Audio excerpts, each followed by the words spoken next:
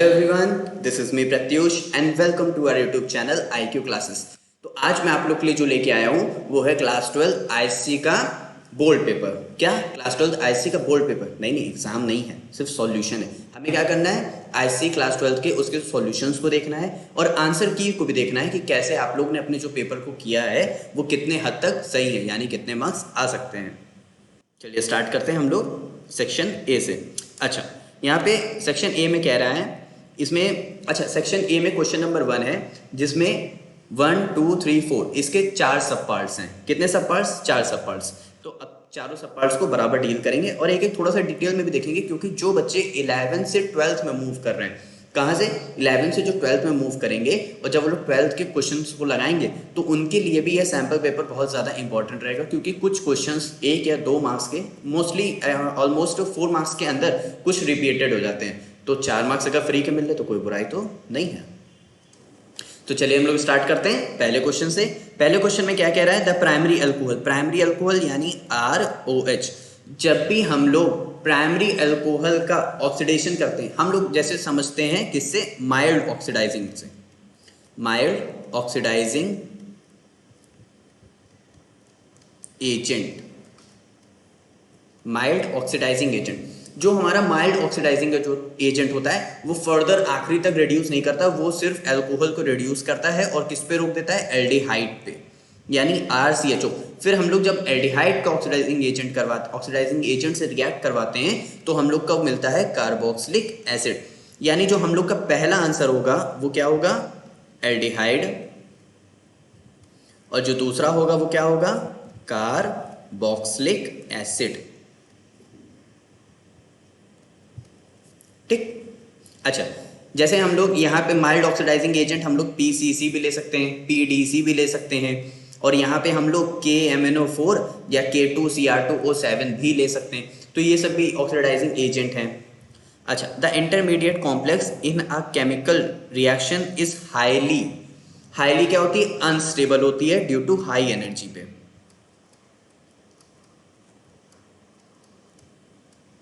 अच्छा, the coordination number and oxidation state of the complex K4FeCN6। Coordination number क्या होता है, जो हमारा कोऑर्डिनेशन नंबर वो होता है जिससे हमारा मेटल चारों तरफ से घिरा होता है। तो कितनों से घिरा हुआ है, CN से, और कितने CN है, 6। तो इसका कोऑर्डिनेशन नंबर कितना हो गया, 6। अब हमको क्या देखना है, ऑक्सीडेशन स्टेट। यहाँ पे 4 यानी पोटेशियम की वैलेंसी कितनी है, 1, और है कितने, 4, तो यानी यहाँ पे +4 हो गया। प्लस हमको Fe का निकालना है, CN के ऊपर चार्ज कितना होता है, -1, यानी कितने हो गए, -6 = 0, यानी X = +2, यानी ऑक्सीडेशन स्टेट कितनी है यहाँ पे, +2। सभी को समझ आया? अच्छा, propanone on reaction with zinc एमालगम क्या होता है हमारा, Hg, यानी मर्करी। तो in the presence of concentrated HCl gives, जो हमको प्रोडक्ट मिलेगा, और इस रिएक्शन का नेम पूछ रहा है कि रिएक्शन है कौन सी। तो थोड़ा सा मैं समझा देता हूँ इस रिएक्शन के बारे में। हम लोग के पास क्या है, प्रोपेनोन को हम कैसे बनाएंगे, इसको मैं इस तरह बना लेता हूँ, CH3 C double bond O CH3। अच्छा, इसको हम रिएक्ट करा रहे हैं किसके साथ, जिंक एमालगम के साथ।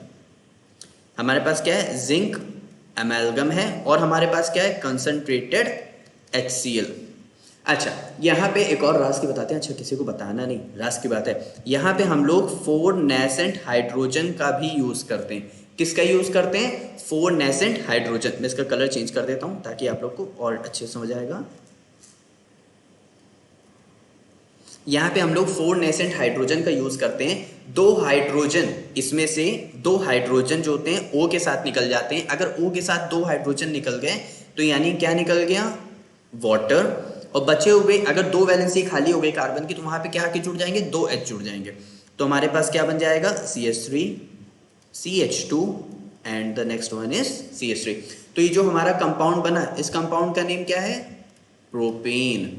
अच्छा, ये जो रिएक्शन होती है, ये जो पूरी रिएक्शन है, इस रिएक्शन को हम लोग बोलते हैं क्लेमेंसन रिडक्शन। क्या बोलते हैं, क्लेमेंसन रिडक्शन। अच्छा, अगर यहाँ पे जिंक एमालगम की जगह अगर यहाँ पे यूज होता NH2 जिसको हम लोग बोलते हैं हाइड्राजीन, क्या बोलते हैं, हाइड्राजीन, तो यहाँ पे जो रिएक्शन होती वो होती वुल्फ किर्शनर रिएक्शन। कौन सी रिएक्शन होती? वुल्फ किर्शनर रिएक्शन होती। सभी को अच्छे से समझ आए? आगे बढ़े, चलो कह रहे हो तो बढ़ जाते हैं।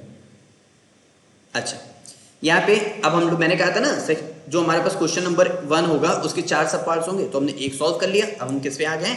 हम लोग आ गए हैं बी पर। चलिए हम लोग बी भी सॉल्व कर लेते हैं फटाक से। बी में क्या कह रहा है? The reaction of primary amine, primary amine यानी हमारा आर NH2, अच्छा कह रहा है रिएक्ट कर रहा है विद क्लोरोफॉर्म। क्लोरोफॉर्म क्या होता है? CH Cl3। और कह रहा है हमारे पास क्या है? KOH, हमने ये ले लिया KOH। अच्छा, ये जो हमारा पूरा टेस्ट है इसमें से पूछ रहा है ये कौन सी रिएक्शन शो करता है? कार्बोलामाइन, कोल्बे, रायमन और वुड्स। तो अब ये बता दूं, जब भी प्राइमरी अमीन क्लोरोफॉर्म और एक बेस के साथ रिएक्ट करती है तो वो हमेशा बनाती है आइसोसाइनाइड। क्या बनाती है? आइसोसाइनाइड। देखो CN हमारा होता है साइनाइड, इसी का जस्ट ट्विस्ट कर दो, ये हो जाता है आइसोसाइनाइड। तो यहाँ पे बनाता है RNC। क्या बनाता है? RNC।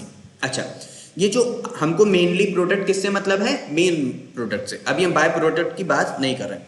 ये जो हमारा RNC है ये हमारा होता है आइसोसाइनाइड टेस्ट। क्या होता है? आइसोसाइनाइड। अच्छा, हमें पता कैसे चलता है कि यहाँ पे RNC है? क्योंकि ये फोल स्मेलिंग, हाँ ये जो हमारा होता है ये फोल स्मेलिंग गैस प्रोड्यूस करता है। बहुत ही गंदी गैस होती है, छी छी छी। तो जिसकी वजह से हमें पता चल जाता है कि यहाँ पे आइसोसाइनाइड का टेस्ट हुआ है। अच्छा, ये जो मैं वर्ड टर्म यूज कर रहा हूं आइसोसाइनाइड टेस्ट, इसी का दूसरा नेम है, या तो हम इसको बोलते हैं कार्बाइल अमीन टेस्ट, जिसमें जो होता है 1 डिग्री अमीन प्रोड्यूस होता है। ये बेसिकली टेस्ट किसके लिए? 1 डिग्री अमीन के लिए। तो हमारा ऑप्शन किसका है? एक इज करेक्ट ऑप्शन। तो आपको रीजन भी मालूम पड़ गया। अच्छा, इसमें कह रहा है which one of the following statement is true for galvanic cell. Galvanic cell के लिए पूछ रहा है। अच्छा, थोड़ा सा मैं इसको एक्सप्लेन कर देता हूं। और अब इसमें कह रहा है which one of the following true is the galvanic cell. Galvanic cell के लिए मैं आपको एक चीज बता दूं कि गैल्वेनिक सेल हमारा एनोड और कैथोड दोनों पे होता है। किस पे? एनोड और कैथोड पे। इसको थोड़ा सा छोटा कर देता हूं। जो हमारा गैल्वेनिक सेल होता है, गैल्वेनिक सेल, ये इसमें एक एनोड होता है और एक कैथोड होता है। अच्छा, जो हमारा एनोड होता है, जो हमारा एनोड होता है उस पे क्या होता है? Positive charge.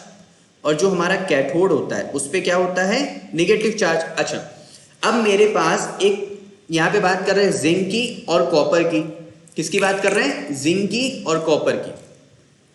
तो अगर कैटायन, जो हमारे पास एनायन होते हैं वो नेगेटिव चार्ज होते हैं, जो हमारे पास कैटायन होते हैं वो हमारे पास पॉजिटिव चार्ज होते हैं। तो नेगेटिव वाला किसके पास जाएगा? एनोड के पास। और पॉजिटिव वाला किसके पास जाएगा? कैथोड के पास। तो अब यहाँ पे कह रहा है electron flow from copper electrode to zinc electrode. नहीं, यहाँ पे क्या होगा? जो इलेक्ट्रॉन का फ्लो होता है, जो इलेक्ट्रॉन का फ्लो होता है वो होता है जिंक टू कॉपर। तो यानी हम लोग का पहला ऑप्शन तो गलत हो गया, हटा दो इसे। अच्छा, अब बात कर रहा है जैसे ही हम लोग का इलेक्ट्रॉन फ्लो होता है उसी का जस्ट इनवर्सली प्रोपोर्शनल होता है करंट। तो यानी करंट कहां से कहां जाएगा? कॉपर टू जिंक जाएगा। तो यानी हमारा ये वाला ऑप्शन भी गलत हो गया। ठीक है। अच्छा, यहां पे हम लोग के पास है कॉपर। तो कॉपर के ऊपर कौन सा चार्ज होता है? कॉपर 2 इलेक्ट्रॉन को लूज करता है और प्लस 2 इलेक्ट्रॉन निकाल देता है।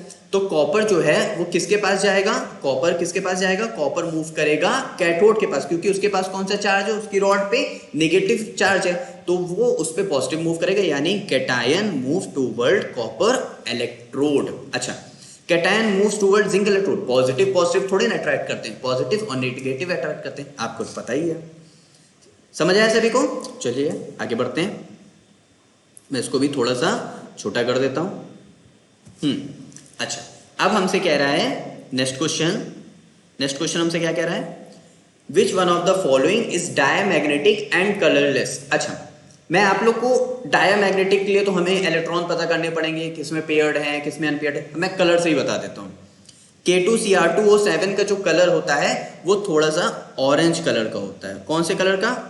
थोड़ा बहुत रेड ऑरेंज कलर बोलते हैं, मैं मेनली ऑरेंज लेता हूँ क्योंकि उससे मुझे याद रहता है। अच्छा, हमारा जो KMnO4 का कलर होता है, अच्छा KMnO4 का नेम क्या है? पोटेशियम परमैग्नेट। क्या है? पोटेशियम परमैग्नेट, यानी पोटेशियम यानी P से, और इसी का कलर P से यानी पर्पल कलर होता है।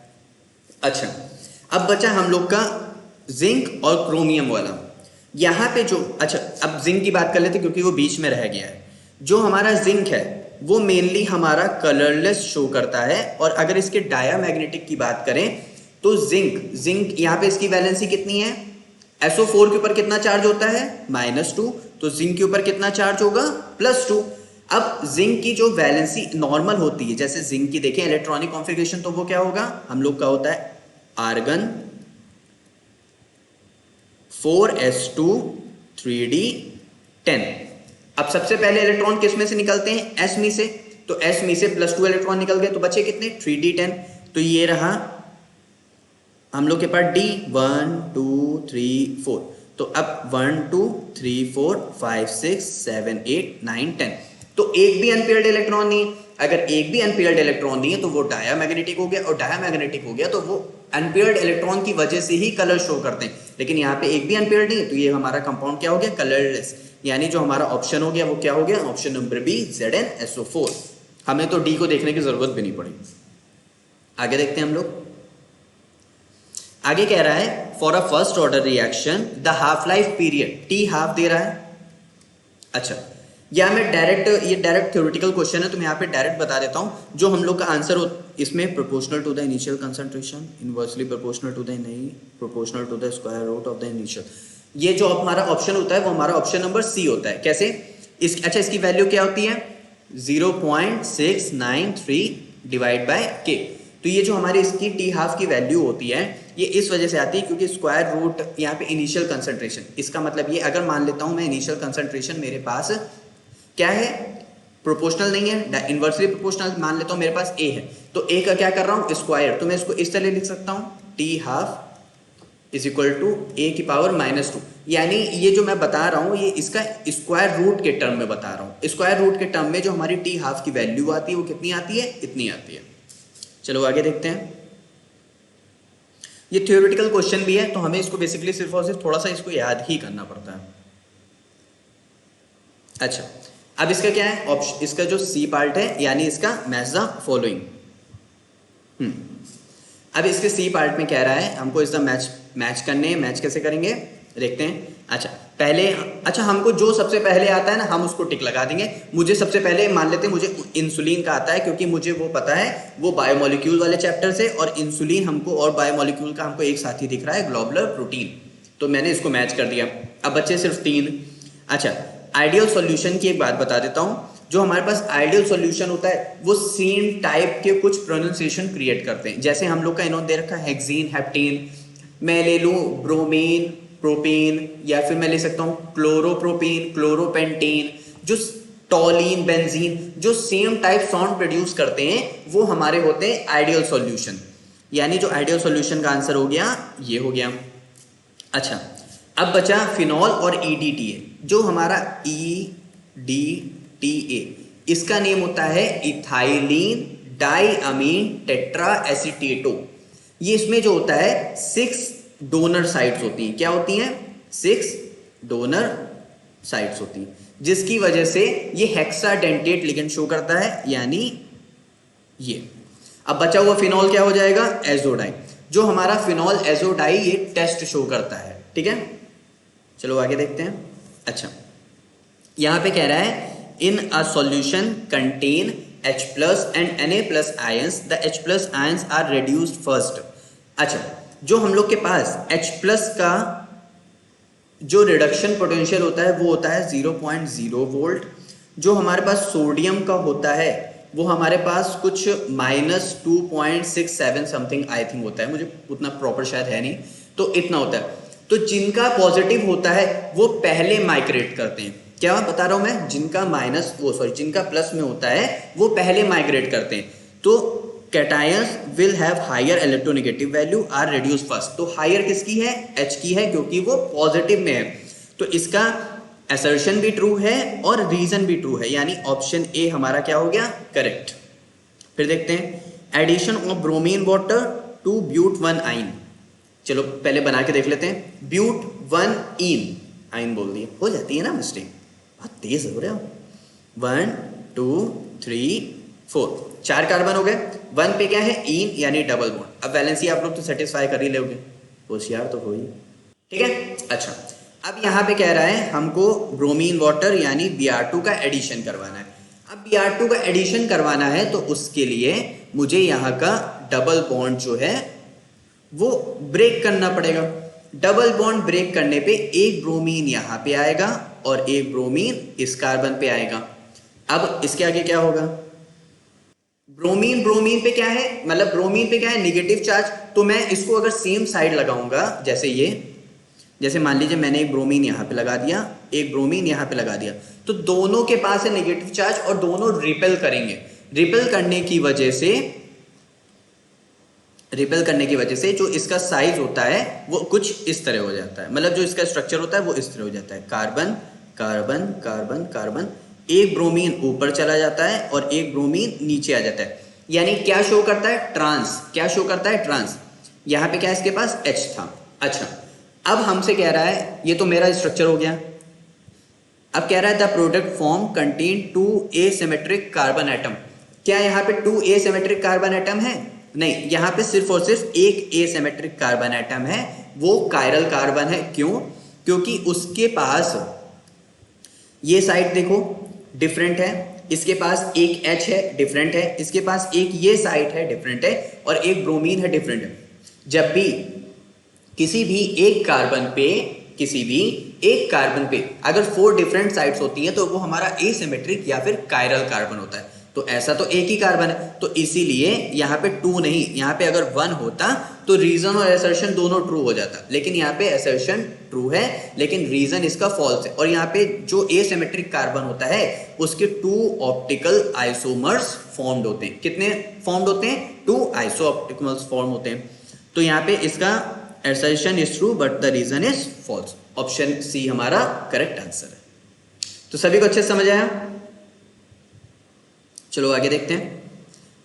हम लोग इसको कुछ पार्ट्स में करेंगे, क्योंकि ऐसे करेंगे ना तो वीडियो बहुत लंबी हो जाएगी और फिर थोड़ा सा मजा भी नहीं आएगा। तो मैं सेक्शन ए और सेक्शन बी को एक वीडियो में कर दूंगा, फिर सेक्शन सी अलग वीडियो एंड सेक्शन डी अलग वीडियो। कितनी वीडियो बनाओगे सर, हम थक जाएंगे देखते देखते। चलो, कह रहा है calculate the mass of ascorbic acid. Mass find करना है हमें, ठीक है। अच्छा, उसी एस्कॉर्बिक एसिड का मोलर मास दे रखा है, यानी हमें यहाँ पे नंबर ऑफ मोल्स की बात कर रहा है। हाँ, अच्छा, डिप्रेशन इन फ्रीजिंग पॉइंट इतना, और dissolve assume that the ascorbic acid not dissociate, और KF हमें दे रखा है। अच्छा, जो हमारे पास फॉर्मूला होता है वो क्या होता है, delta TF is equal to, अच्छा, एसोसिएशन और डिसोसिएशन, यानी यहाँ पे I की भी बात कर रहा है, और KF, और ये हमारे पास क्या हो जाएगा, M। सभी को समझ आया, चलो आगे देखते हैं। अब डेल्टा TF कितना दे रखा है हमको, डेल्टा TF दे रखा है 1.15। I, यहाँ पे I कितना है, अच्छा, जो हमारा I है यहाँ पे एस्कॉर्बिक एसिड, ये सिर्फ और सिर्फ 1 एन डिनोट करता है, मतलब जो डिसोशिएट होता है, तो इसलिए I की वैल्यू 1 हो गई, इनटू KF हम लोग को कितना दे रखा है 3.9 इंटू, अच्छा, यहाँ पे दे रखा है मोलैरिटी का फॉर्मूला क्या होता है, number of moles of solute upon mass of solvent in kg। अच्छा, हाँ, तो number of moles of solute, तो नंबर ऑफ मोल्स का फॉर्मूला क्या होता है, मास अपॉन मॉलिक्यूलर मास। हमको क्या फाइंड करना है, मास, उसका मॉलिक्यूलर मास कितना दे रखा है 176 इंटू, अब कैन बी डिसॉल्व, जो हमारा सॉल्वेंट है उसका मास कितना दे रखा है 155। तो यहाँ से हम लोग m कैलकुलेट कर लेंगे। तो आप लोग मुझे कमेंट सेक्शन में इसका मास कैलकुलेट करके बताइएगा कि कितना आया। कैलकुलेशन मैं आप लोग के लिए ऊपर इसलिए छोड़ता हूँ क्योंकि वीडियो भी यार लंबी हो जाएगी, और आप लोग अगर मेरे ही देखा देखी कर लोगे तो आप लोग खुद से कैलकुलेशन भी नहीं करोगे, और आप लोग का फीडबैक भी मिलेगा तो हम लोग को और खुशी मिलेगी। मिलती है यार, दे दिया करो एक फीडबैक, चाहे पॉजिटिव हो या नेगेटिव, दोनों फीडबैक मिलते हैं तो इससे पता चलता है कितना और आप लोग के लिए इंप्रूवमेंट करनी चाहिए। अच्छा, यहाँ पे कह रहा है Cu2+ salts are paramagnetic while Cu+ are diamagnetic। ऐसा कैसे देखते हैं। तो जो हमारा Cu होता है वो होता है 29। अगर मैं इसकी इलेक्ट्रॉनिक कॉन्फ़िगरेशन लिखूं तो कैसे लिखूंगा, यहाँ पे आएगा 4s1 3d10। तो 3d10 यानी ये हमारा एकदम फुल्ली फिल्ड है, यानी एक भी अनपेयर्ड इलेक्ट्रॉन नहीं है यहाँ पे। अच्छा, अब बात करें Cu+ की, तो इसमें से ये इलेक्ट्रॉन निकल जाएगा तो हमारे पास बचेगा 3d10, इसमें भी अनपेयर्ड इलेक्ट्रॉन नहीं है। अब आ जाएगा Cu2+, यानी D में से भी एक इलेक्ट्रॉन निकल जाएगा, तो यानी यहाँ पे आ जाएगा 3d9। तो यहाँ पे एक अनपेयर्ड इलेक्ट्रॉन है जिसकी वजह से ये पैरामैग्नेटिक नेचर शो करता है और ये हमारा डायामैग्नेटिक नेचर शो करता है। तो इसीलिए Cu2+ जो है ये हमारा क्या होता है, थोड़ा सा कलर शो करता है। और कॉपर कौन सा कलर शो करता है, ये हमारा ऑलमोस्ट, मेरा पेन कौन से कलर का है, ब्लू कलर का, तो ये थोड़ा सा पेल ब्लू कलर का शो करता है। समझ आई बात। अच्छा, यहाँ पे कह रहा है Mn+2 compounds are more stable than Fe+2 compounds. तो जो हमारे पास Mn2+ है ये कंपाउंड मोर स्टेबल क्यों है, अच्छा बना के देखते हैं। मैग्नीज क्या होता है, ये होता है 25, इसको मैं कैसे लिखता हूं 4s2 3d5। तो इसमें से Mn+2 है यानी 2 इलेक्ट्रॉन निकल गए। अब अगर 2 इलेक्ट्रॉन निकल गए तो मेरे पास क्या बचा, मेरे पास D में कितने इलेक्ट्रॉन्स बचे, मेरे पास D में कितने बचे, मेरे पास D में बचे हैं 5 इलेक्ट्रॉन्स। इसका मैं स्ट्रक्चर थोड़ा सही बना देता हूं, ये 1 2 3 4, D में कितने 5 इलेक्ट्रॉन्स, 1 2 3 4 5। तो क्या ये कुछ हाफ फील्ड वाली कॉन्फ़िगरेशन शो कर रहा है, तो यानी जो यहाँ पे Mn+2 है ये due to half filled orbital की वजह से क्या है, ज्यादा स्टेबल है। जो फुल्ली फील्ड और हाफ फील्ड वाले ज्यादा स्टेबल होते हैं in comparison to other elements. अब यहाँ पे क्या Fe+2, यहाँ पे मेरे पास क्या है Fe2+ है। अब Fe2+ यानी कितना हो जाएगा 3d6, कितना हो जाएगा 3d6। तो इसका मैं बनाऊंगा तो कैसे बनेगा 1 2 3 4, 1 2 3 4 5 6। तो यहाँ पे कितने, यहाँ पे ये पूरा हाफ फील्ड ऑर्बिटल नहीं है, तो जिसकी वजह से अगर मेरे पास Fe3+ होता, मेरे पास क्या होता Fe3+ होता तो ये भी इलेक्ट्रॉन निकल जाता, यानी Fe3+ और Mn2+ स्टेबल होते। लेकिन अगर Fe2+ की बात करोगे तो वो हमारा हाफ फील्ड ऑर्बिटल शो नहीं करता, जिसकी वजह से वो लेस स्टेबल है और Mn+2 ज्यादा स्टेबल है। नेक्स्ट क्वेश्चन देखते हैं। नेक्स्ट क्वेश्चन कह रहा है इथाइल क्लोराइड है, उसको हम ट्रीट करा रहे हैं किसके साथ, एक्वस KOH के साथ करा रहे हैं। चलो ट्रीट करा देते हैं। मेरे पास क्या है इथाइल क्लोराइड, इथाइल क्लोराइड यानी 2 कार्बन, उसके साथ लगा हुआ है Cl, ये रहा CH3, ये रहा CH2 और ये रहा Cl। अच्छा, किसके साथ ट्रीट करा रहे हैं, एक्वस KOH के साथ ट्रीट करा रहे हैं। तो कंपाउंड क्या है, बहुत इजी कंपाउंड है यार, बना लोगे कैसे। ये रहा पॉजिटिव, ये रहा नेगेटिव, ये रहा पॉजिटिव और ये रहा नेगेटिव। पॉजिटिव वाला किसके पास जाएगा, आपको तो पता है। तो यहाँ से KCl का रिमूवल हो जाता है और पॉजिटिव और नेगेटिव मिल जाते हैं, तो हमारे पास बन जाता है CH3 CH2 और यहाँ पे आ जाता है OH। तो यानी मेरे पास जो इथाइल क्लोराइड था उससे बन गया इथाइल अल्कोहल। अच्छा, फिर क्या है, chlorobenzene is treated with ammonia. Chlorobenzene जो है वो ट्रीट कर रहा है किसके साथ, अमोनिया के साथ। क्लोरोबेंजीन का स्ट्रक्चर बनाते हैं, ये रहा मेरे पास बेंजीन, इसके ऊपर लगा हुआ है, मान लेते हैं यहाँ पे क्लोरो लगा हुआ है। अब हम इसको ट्रीट करा रहे हैं अमोनिया के साथ, यानी अमोनिया होता क्या है NH3, तो मैंने उसको तोड़ के लिख दिया NH2 और H से, क्योंकि मुझे रिएक्शन करनी है। अच्छा, अब यहाँ पे क्या है, जो मैंने लिया है 573 केल्विन पे, हायर टेम्परेचर पे ये क्या होता है, यहाँ से ये H और Cl का रिमूवल हो जाता है। H और Cl का रिमूवल होने के बाद यहाँ से ये बेंजीन और ये NH2 आके यहाँ पे जुड़ जाता है, क्योंकि कार्बन की वैलेंसी खाली हो जाती है और HCl का रिमूवल हो जाता है। ये जो हमारा कंपाउंड बनता है, ये जो हमारा कंपाउंड बना, इसको हम लोग बोलते हैं एनिलीन। ये जो हमारा कंपाउंड बना, इसको हम लोग क्या बोलते हैं, एनिलीन। तो आगे बढ़े। अब तो चैप्टर मतलब सेक्शन बी के एंडिंग में भी आ रहे हैं। ओ हेलो, ध्यान दे रहे हो ना? हाँ ध्यान दो ना, मार्क्स कट जाएंगे। मार्क्स नहीं कटने चाहिए, थोड़ा सा तो ध्यान दो यार। अब कह रहा है alkyl amine is soluble in water but aryl amine is not soluble in water. Alkyl amine वो होते हैं जो इस तरह चेन में होते हैं, ठीक है। अराइल अमीन कौन से होते हैं, जो किसी एक एरोमेटिक रिंग के साथ अटैच्ड हों। कह रहा है ये जो कंपाउंड है ये वाटर में सॉल्युबल है, और ये जो कंपाउंड है ये वाटर में सॉल्युबल नहीं है। अच्छा, ये सॉल्युबल इसलिए है क्योंकि इसके साथ जो ये ग्रुप लगा हुआ है ना, ध्यान से देखो, यहीं पे सब गलती कर जाते हो। यहां पे जो कंपाउंड लगा हुआ है CH, यानी यहाँ पे कितने कार्बन लगे हुए हैं, एक CH3 और एक CH2। तो यहाँ पे 2 कार्बन, यानी यहाँ पे इतना बल्की ग्रुप नहीं है। क्या नहीं है, यहाँ पे इतना बल्की ग्रुप नहीं है, जिसकी वजह से देखो ऑर्गेनिक कंपाउंड जो होते हैं वो वाटर में इनसॉल्युबल होते हैं। ऑर्गेनिक कंपाउंड यानी कार्बन और हाइड्रोजन, तो ये वाटर में इनसॉल्युबल होते हैं। इनसॉल्युबल होने की वजह से ये उतना शो नहीं करते हैं। तो अब ये भी है ऑर्गेनिक कंपाउंड, ये भी है ऑर्गेनिक कंपाउंड, लेकिन वहां पे क्या है, रेजोनेंस हो रहा है। रेजोनेंस हो रहा है, यहाँ पे नाइट्रोजन के लोन पेयर यहाँ उतारेंगे, फिर इसका बॉन्ड यहाँ शिफ्ट होगा, फिर बॉन्ड यहाँ शिफ्ट होगा, फिर बॉन्ड यहाँ शिफ्ट होगा, तो इसके लोन पेयर्स रेजोनेंस में बिजी हो जाएंगे। और जो वहां पे बेंजीन ग्रुप है वो थोड़ा सा बल्की ग्रुप है। बल्की ग्रुप होने की वजह से वो वाटर में सॉल्युबल नहीं हो पाता है, और ये जो हमारा ग्रुप है ये वाटर में सॉल्युबल हो जाता है। क्यों? क्योंकि ये इतना बड़ा बल्की ग्रुप नहीं। अब अगर इसकी जगह हेप्टेन की चेन होती, ऑक्टेन की चेन होती, तो वो भी एक लंबी चेन हो जाती, यानी एक बल्की ग्रुप हो जाता, तो जिसकी वजह से ये भी वाटर में सॉल्युबल नहीं होता। लेकिन यहाँ पे चेन क्या है, छोटी है, तो इतना बल्की ग्रुप नहीं है। समझ आया ना? अब कह रहा है methyl amine is a stronger base, methyl amine is a stronger base than methyl alcohol. Methyl amine CH3 NH2, methyl alcohol CH3 OH।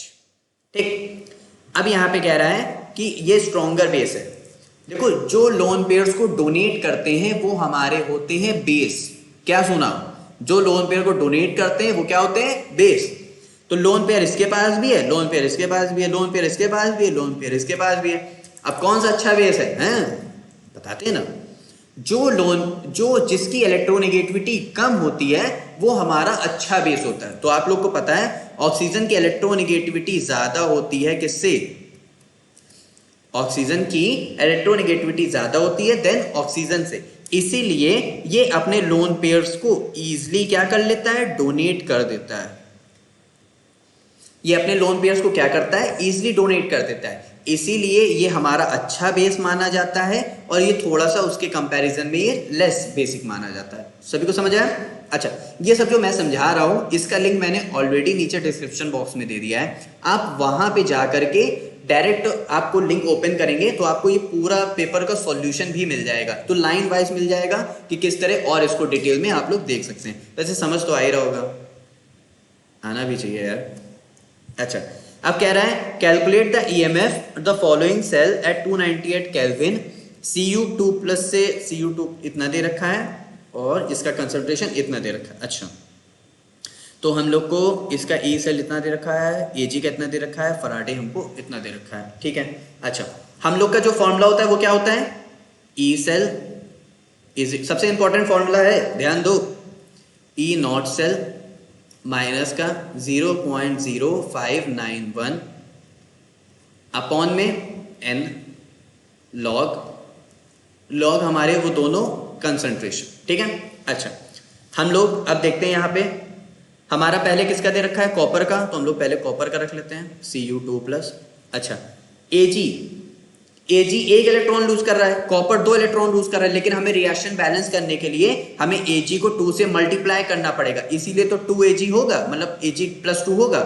तो यहाँ पे हम लोग Ag को 2 से मल्टीप्लाई करेंगे, Ag2+, यानी ये बाहर 2 इसके स्क्वायर में आ जाएगा। अभी मैं और इसकी क्लियरिटी बता देता हूँ।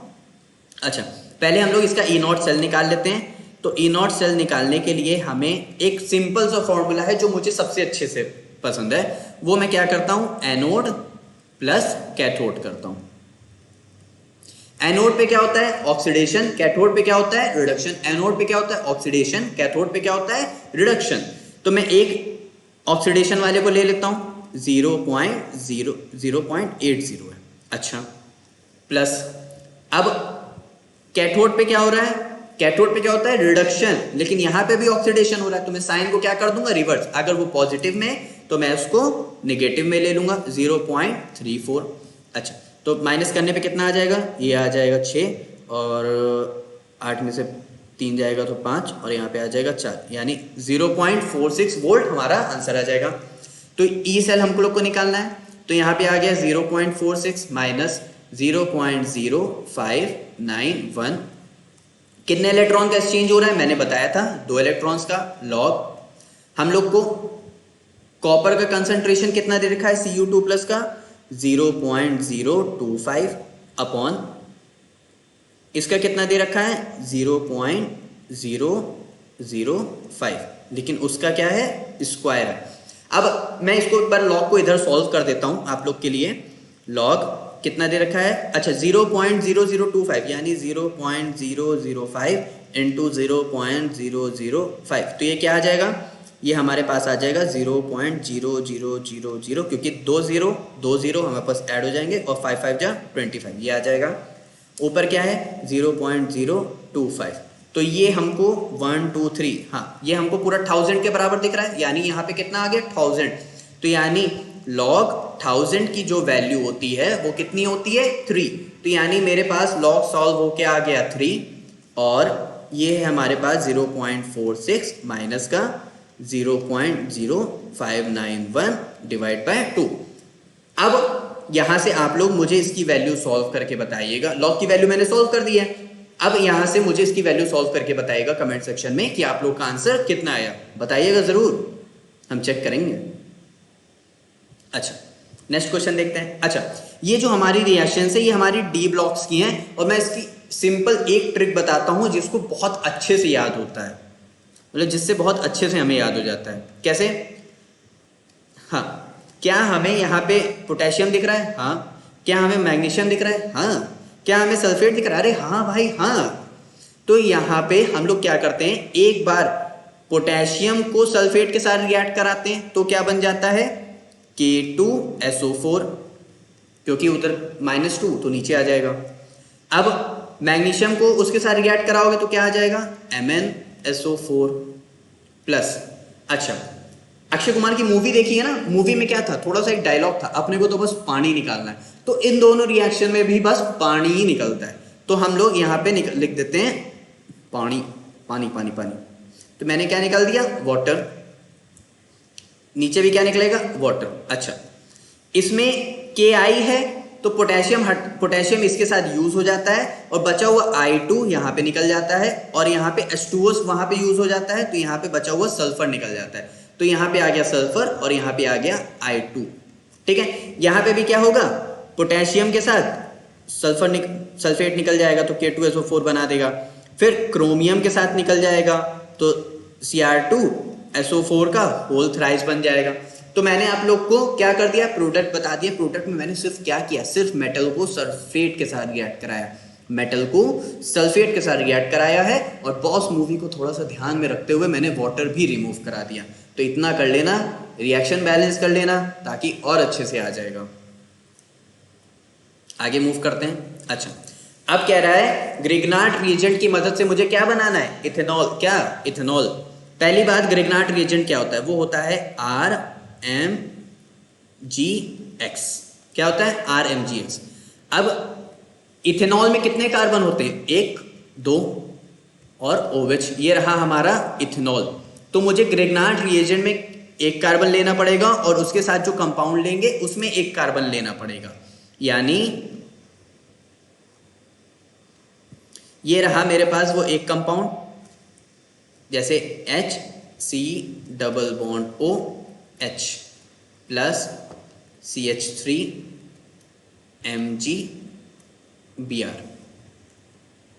देखो फॉर्मेल्डिहाइड की रिएक्शन, ये तो थोड़ा नॉलेज के फॉर्म में है। फॉर्मेल्डिहाइड की रिएक्शन जब भी ग्रिग्नार्ड रिएजेंट से कराते हैं, CH3MgBr से कराते हैं, तो हम लोग को किसकी प्रिपरेशन होती है? इथेनॉल की। कैसे होती है देख लो ध्यान से। यहाँ पे O मोस्ट इलेक्ट्रोनेगेटिव है तो वो इलेक्ट्रॉन को खींच लेता है, जिसके ऊपर आता है माइनस चार्ज, इसके ऊपर आता है प्लस चार्ज। ग्रिग्नार्ड रिएजेंट की जो ब्रेकिंग होती है वो ऐसे होती है, ये रहा R minus MgX plus, R MgX होता है ना, तो इसकी जो ब्रेकिंग होती है वो होती है R माइनस MgS प्लस। तो यहाँ पे आ जाएगा प्लस, तो माइनस वाला किसके पास जाएगा? इसके पास। प्लस वाला किसके पास जाएगा?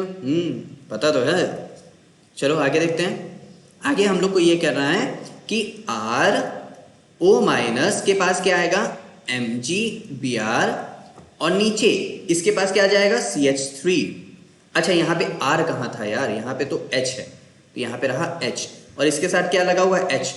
जब भी ग्रिग्नार्ड रिएजेंट का एडिशन किसी भी प्रोडक्ट में हो जाता है तो उसका फाइनल प्रोडक्ट बनाने के लिए हम लोग करते हैं हाइड्रोलिसिस। तो इसका हाइड्रोलिसिस करेंगे तो ये रहा H प्लस और OH माइनस, वाटर की ब्रेकिंग। तो H प्लस किसके पास इसकी ब्रेकिंग होगी? तो H प्लस किसके पास जाएगा? OH के O के पास। तो यहाँ पे आ जाएगा H, यहाँ पे क्या है? CH3, और यहाँ पे क्या आ जाएगा? OH। समझ आया? अच्छा, बचा हुआ Mg के साथ लगा हुआ है Br, और उसके साथ क्या लग जाएगा? OH। तो ये हमारा क्या बन गया? इसको मैं कैसे लिख सकता हूँ? CH3 CH2 और OH। तो ये हमारा कौन सा प्रोडक्ट है? ये है हमारा इथेनॉल। तो हमने ग्रिग्नार्ड रिएजेंट की मदद से हमने क्या बनाया? इथेनॉल। समझ आया? चलो आगे देखते हैं। आगे कह रहा है सोडियम इथॉक्साइड की मदद से हमें बनाना है डाई इथाइल ईथर। चलो बनाते हैं। हमारे पास क्या है? Sodium ethoxide. कैसे लिखते हैं? पहली बात, इथॉक्साइड कैसे लिखेंगे? ये रहा इथॉक्साइड के लिए हमारे पास कितने कार्बन होने चाहिए? 2। तो ये रहा 2 कार्बन, और ये रहा O माइनस। तो ये क्या है? इथॉक्साइड। सोडियम लगा है तो सोडियम इथॉक्साइड। अच्छा, हमें बनाना है डाई इथाइल ईथर। अच्छा, डाई इथाइल ईथर क्या होता है? यहीं पे बता देता हूँ। ऐसे जो प्रोडक्ट बनाना मैं यहीं पे डायरेक्ट बना देता हूँ। डाई इथाइल ईथर क्या होता है? डाई इथाइल ईथर होता है डाई इथाइल, यानी 2 इथाइल। ईथर का फंक्शनल ग्रुप बीच में O, और ये रहा CH2, ये रहा CH3, ये रहा मेरा डाइथाइल ईथर। तो मुझे ऐसा ही कोई एक कंपाउंड मैं यहां पे ले लेता हूं। ये ले लिया। अब इसके साथ कुछ एक रिमूवल ग्रुप लगा देता हूं मैं यहां पे। जैसे मान लो मैंने यहां पे रिमूवल ग्रुप लगा दिया, प्लस मैंने यहां पे लगा दिया Br। तो यहां से क्या होता है? NaBr का रिमूवल हो जाता है और पूरा कंपाउंड ये जुड़ के ये बन जाता है, और प्लस क्या निकल जाता है? NaBr। प्लस क्या निकल गया? NaBr। तो सभी को अच्छे से समझ आया? आगे देखें। चलो फिर देखते हैं। अच्छा, हम लोग ने क्वेश्चन नंबर 8 को सॉल्व किया है, और उसी 8 का ये सेकंड पार्ट है। क्वेश्चन नंबर 8 कितने मार्क्स का था? 2 मार्क्स का। तो 1-1 मार्क्स की रिएक्शन हो गई, या फिर आप इस क्वेश्चन को डायरेक्ट पूरा एक साथ सॉल्व कर सकते हैं। चलो सॉल्व करते हैं। An organic compound A(C2H5O) on heating with concentrated H2SO4 at 413 Kelvin gives a neutral compound B C4H10O। ध्यान से पढ़ो यार। Compound B on treatment with PCl5 gives a product which on subsequent treatment with KCN compound C। अच्छा, यानी पहले हम लोग के पास C2H6O है। C2H6O यानी ये क्या बना देगा? C2, ये रहा CH3, ये रहा CH2, ये रहा OH, ये रहा हमारे पास एल्कोहल। अब ये ट्रीट कर रहा है किसके साथ? कंसंट्रेटेड H2SO4 के साथ। कौन सा टेम्परेचर है? 413। अच्छा, तो जो हमको प्रोडक्ट दे रहा है वो कितने कार्बन का दे रहा है? 1 कार्बन, 2 कार्बन, 3 कार्बन, 4 कार्बन। अच्छा, और H10 है यानी CH3 यानी CH2 यानी हम लोग ने तो इस पूरे कंपाउंड को बना लिया है। यानी यहाँ पे जो हम लोग का O बच रहा है वो क्या शो कर रहा है, वो हमारा शो कर रहा है डाई इथाइल ईथर। क्या शो कर रहा है, डाई इथाइल ईथर। तभी तो यहाँ पे बीच में ऑक्सीजन आ रहा है। ठीक है, तो यानी जो हम लोग ने अल्कोहल से क्या किया, हम लोग ने ईथर बनाया। क्या बनाया, डाई इथाइल ईथर, जो अभी ऊपर बनाया था। अच्छा, फिर कंपाउंड बी को हम लोग ट्रीट करा रहे हैं किसके साथ, कंपाउंड बी को हम लोग ट्रीट करा रहे हैं PCl5 के साथ। अच्छा, जब भी PCl5 के साथ किसी भी ईथर की रिएक्शन होती है तो वो हमेशा क्या फॉर्म करता है, इथाइल क्लोराइड। क्या, इथाइल क्लोराइड यानी CH3 CH2Cl। यहाँ पे कितने, दो C2H5 है, तो इसलिए यहाँ पे दो मॉलिक्यूल्स ऑफ इथाइल क्लोराइड बनेगा, प्लस हमारा बाय प्रोडक्ट POCl3 रिमूव हो जाता है। अच्छा, फिर कह रहा है ये जो हमारा कंपाउंड बना है उसको हम ट्रीट कर रहे हैं KCN के साथ। किसके साथ, KCN के साथ। चलो KCN के साथ भी ट्रीट करा देते हैं। अच्छा, KCN के साथ ट्रीट कराने पे क्या बनेगा, हमको यहाँ पे दिख रहा है ना ब्रेकिंग, एक प्लस की एक माइनस की, और यहाँ पे एक प्लस की और एक माइनस की। फिर क्या होगा, प्लस और माइनस मिलेंगे, प्लस माइनस मिलेंगे तो यहाँ पे क्या बन जाएगा, CH3 CH2 और यहाँ पे क्या आ जाएगा CN, और बचा हुआ हमारे पास क्या निकल जाएगा, KCl। ठीक है। अच्छा, फिर कह रहा है कंपाउंड C का हम लोग कर रहे हैं हाइड्रोलिसिस, यानी इस कंपाउंड जो हमारे पास ये रहा C कंपाउंड, ये रहा A कंपाउंड, तो हमारे पास क्या था, इसका हम लोग क्या कराते हैं, हाइड्रोलिसिस। जब भी हम लोग किसी भी साइनाइड का हाइड्रोलिसिस करते हैं तो हम लोग को मिलता है कार्बोक्सिलिक एसिड। क्या मिलता है, कार्बोक्सिलिक एसिड। तो यहाँ पे क्या बन जाएगा, CH3 CH2 COOH, यानी हम लोग को कंपाउंड A भी मिला, B भी मिला, C भी मिला और D भी मिल गया। तो हम लोग ने सारे कंपाउंड को आइडेंटिफाई भी कर लिया। चलो नेक्स्ट क्वेश्चन हम लोग देखते हैं फटाक से। अच्छा, यहाँ पे नेक्स्ट क्वेश्चन में कह रहा है the osmotic pressure of a blood 37 degree Celsius. Osmotic pressure, अच्छा ऑस्मोटिक प्रेशर का फॉर्मूला क्या होता है, pi is equal to CRT, pi is equal to CRT। ठीक है। अच्छा, तो यहाँ पे पाई की वैल्यू कितनी है, 8.21। C यहाँ पे क्या है, मोलैरिटी, वो सॉरी मोलैरिटी, यहाँ पे क्या है C, मोलैरिटी। क्या है, मोलैरिटी, R वाला टर्म, रा वाला। हाँ, मोलैरिटी का फॉर्मूला क्या होता है, number of moles of solute upon volume of solution in litre. R क्या है यहाँ पे हम लोग को दिया हुआ है, नहीं दिया, तो हम लोग ATM वाली यूनिट ले लेंगे, यानी 0.0821। टेम्परेचर कितना दिया हुआ है, 37, तो क्या 37 डिग्री सेल्सियस, नहीं यार, इसमें 273 प्लस करेंगे, प्लस करने पे क्या बन जाएगा, 310। क्या बात है, टेम्परेचर भी मिल गया। अब हम लोग को क्या करना है, क्या फाइंड करना है, how much glucose in gram should be used, यानी हम लोग को ग्लूकोज का क्या निकालना है, मास। तो नंबर ऑफ मोल्स का फॉर्मूला क्या होता है, मास अपॉन मॉलिक्यूलर मास। अब मास क्या दे रखा है हम लोग को, इसको मैं फिर से लिख लेता हूं, 8.21 m हमको निकालना है। अब volume of solution in litre used पर लीटर, यानी 1 लीटर हम लोग को ऑलरेडी उसने दे दिया। अच्छा, तो यानी यहां पे V कितना है, तो V हमारे पास हो गया 1, 0.0821 इंटू 310, और यहाँ पे हम लोग को ग्लूकोज का मास हम लोग को क्या दे रखा है, हाँ दे रखा है 180। अगर नहीं होता है तो आप लोग निकाल भी लेना, C6H12O6, तो ये फॉर्मूला होता है, यहाँ से भी निकाल लोगे। कार्बन का होता है 12, H का होता है 1 और ऑक्सीजन का होता है 16, तो यहाँ से भी इसका मॉलिक्यूलर मास फाइंड कर लोगे। तो यहाँ से अब M मुझे कैलकुलेशन में निकाल के बताना कि कितना आया। अच्छा, यहाँ पे I भी लेते हैं वॉन्टा फैक्टर वाला, लेकिन मैंने नहीं लिया क्योंकि उसकी भी वैल्यू क्या होगी, 1। चलो मुझे M कैलकुलेट करके बताना जल्दी से, या फिर अभी कैलकुलेट कर लो, फटाक से फीडबैक दो अपना।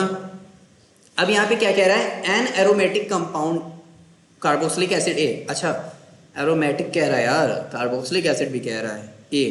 एरोमेटिक का मतलब है यहाँ पे कोई ना कोई रिंग प्रेजेंट है। क्या? एरोमेटिक का मतलब है यहाँ पे कोई ना कोई रिंग प्रेजेंट है। चलो रिंग बना देते हैं। रिंग कैसे बनेगी? इस तरह, उसके ऊपर कार्बोक्सिलिक एसिड लगा हुआ है COOH। जो हमसे पूछ रहा है हम वही कर रहे हैं, कुछ भी अपनी मनगढ़ंत कहानी नहीं लगा रहे हैं। अच्छा, इसमें कह रहा है हम इसको कंपाउंड बी बना रहे हैं। पहले हम इसको ट्रीट कर रहे हैं PCl5 के साथ। किसके? PCl5 के साथ।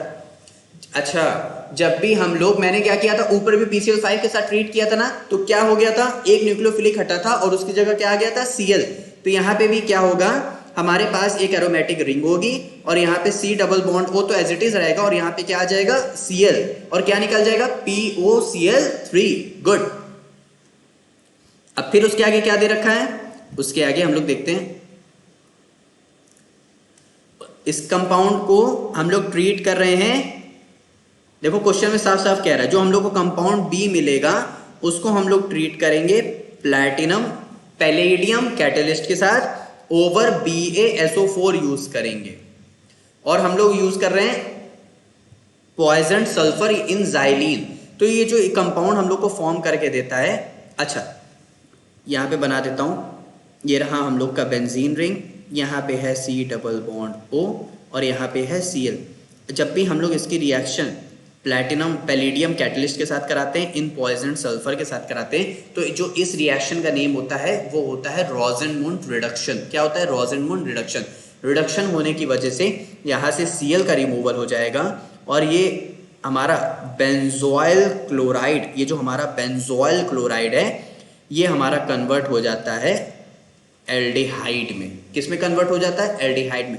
तो जो हम लोग को कंपाउंड C मिला वो क्या है हम लोग का? जो हम लोग को कंपाउंड C मिला वो क्या है? एल्डिहाइड है। अच्छा, फिर हम लोग को क्या कह रहा है? कंपाउंड C हम लोग इसको ट्रीट करा रहे हैं किसके साथ? अल्कोहलिक KCN के साथ। किसके साथ ट्रीट करा रहे हैं? अल्कोहलिक KCN के साथ। अब अल्कोहलिक KCN के साथ ट्रीट होगा तो क्या होगा? CN लग जाएगा और वो रिमूव हो जाएगा। क्या हो जाएगा? CN लग जाएगा और उसका वो रिमूव हो जाएगा। कैसे? हम लोग देख लेते हैं। ये रहा हम लोग के पास रिंग। अब इस रिंग में जाहिर सी बात है, ये जो कंपाउंड देखो हम लोग क्या, अच्छा इसने कंपाउंड यहाँ पे रिमूवल नहीं होगा भाई साहब, यहाँ पे ध्यान दो, अभी मिस्टेक हो जाती बहुत बड़ी। यहाँ पे क्या है, उसने खुद कह रखा है कि जो कंपाउंड बनेगा वो बनेगा C14H12O2, यानी बड़ा कंपाउंड बनेगा। तो वो कैसे बनेगा? और यहाँ पे कह रहा है कंपाउंड विच इज कंडेंस्ड, यानी यहाँ पे जो रिएक्शन होगी in the presence of KCN में इसके साथ, वो होगी बेंजोइन कंडेंसेशन रिएक्शन। मैं आप लोग को बता देता हूँ। अच्छा, मैं इस बेंजीन को क्या C6H5 लिख सकता हूँ, ठीक है। ये क्या है? C डबल बॉन्ड O है, ये H है, ठीक है। हम लोग को इतना पता चल गया। प्लस ऐसे ही मुझे एक और कंपाउंड लेना पड़ेगा, वो कंपाउंड लेना पड़ेगा HC डबल बॉन्ड O और यहाँ पे क्या आएगा? C6H5। मैं बेंजोइन कंडेंसेशन की अभी आपको सिर्फ और सिर्फ ट्रिक बता रहा हूँ, वो ट्रिक ध्यान रखना। वो ट्रिक ये है कि हम क्या करते हैं, इस H को उठा करके इस O को दे देते हैं, इस H को उठा के इस O को दे देते हैं, तो हमारे पास जो कंपाउंड बनता है वो बनेगा C6H5। C यहाँ पे क्या आएगा? OH और यहाँ पे क्या रहेगा? H, फिर इसके साथ क्या लगा रहेगा? C डबल बॉन्ड O और यहाँ पे क्या आ जाएगा? C6H5। तो ये हमारा कंपाउंड बनता है, इसको हम लोग बोलते हैं बेंजोइन। तो ये जो इसने कंपाउंड दिया था, ये दिया हुआ था बेंजोइन का। तो हम लोग के पास जो बना है C14, देख लेते हैं। C14 6 12 और 2 14, यानी 14। H कितने? 12, 5 6 7 और 5 12। O कितने? 1 और 2, यानी कितने? 2। तो हम लोग का कंपाउंड भी एकदम करेक्ट है। तो सभी को समझ आया? तो ये बेंजोइन कंडेंसेशन की ट्रिक है। तो ट्रिक ध्यान रखेंगे तो ज्यादा और अच्छे से याद रहेगा। बाकी मैकेनिज्म तो मैंने उस पर वीडियो बना रखी है, तो आप लोग वहां पे भी जाके देख सकते हो। तो अभी तक हम लोगों ने सेक्शन ए और सेक्शन बी को बहुत अच्छे से खत्म कर लिया है। अच्छा नहीं यार, अभी एक क्वेश्चन बचा हुआ है, चलो उसको भी फटाक से कर लेते हैं। अब यहाँ पे कह रहा है ये हमारा क्या है? लैंथनम, और ये क्या है? ल्यूटेनियम, ल्यूटेटियम, ल्यू, अरे LE नहीं LU, हो जाती है गलती, कोई बात नहीं, इतनी नहीं, LUTETIUM। अच्छा, यहाँ पे कह रहा है ये मोर बेसिक है, ये लेस बेसिक है। वो इसलिए क्योंकि यहाँ पे होता है due to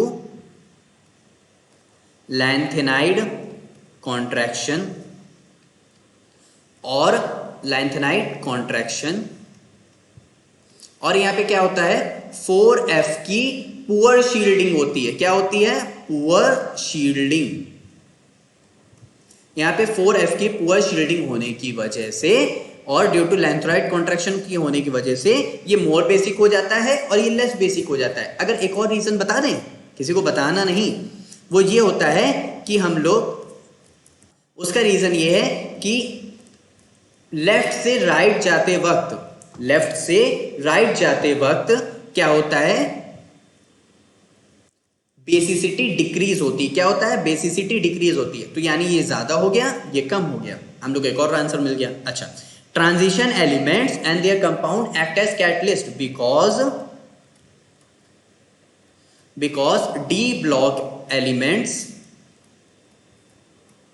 because D block elements shows variable oxidation states। D block element क्या होते हैं? वेरिएबल ऑक्सीडेशन स्टेट शो करते हैं, जिसकी वजह से वो एज अ कैटलिस्ट की तरह वर्क भी करते हैं। तो अब कोई क्वेश्चन है? नहीं। अब हम लोग की बात करेंगे सेक्शन सी के ऊपर। हम लोग ने सेक्शन ए और सेक्शन बी को बहुत अच्छे से खत्म कर लिया है। अगर अभी तक आप लोग ने नहीं देखा है तो ऊपर यूट्यूब पे सर्च करें IU classes bye Pratyush sir. ठीक है, मिलते हैं फिर नेक्स्ट वीडियो में सेक्शन सी के साथ। आना जरूर।